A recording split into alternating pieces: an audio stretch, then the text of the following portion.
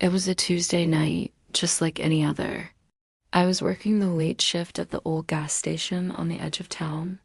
The fluorescent lights hummed, the coffee was getting stale, and the only sound was the rain tapping against the windows. Around 1 a.m., the bell above the door chimed. I looked up, expecting another tired trucker, but my heart stopped.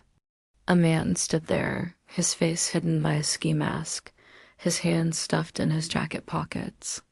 Everything went silent except for the frantic beat of my own heart. He walked slowly to the counter, never taking his eyes off me. Time seemed to stretch and warp.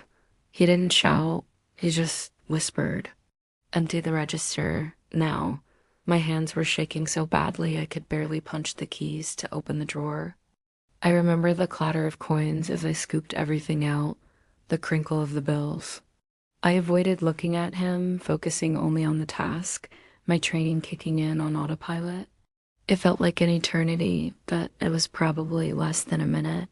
He took the cash, stuffed it into his pocket, and backed away towards the door, his eyes still locked on mine. "Don't call anyone for 10 minutes, he said, his voice still a low whisper. And then, as quickly as he appeared, he was gone, swallowed by the rain and the darkness.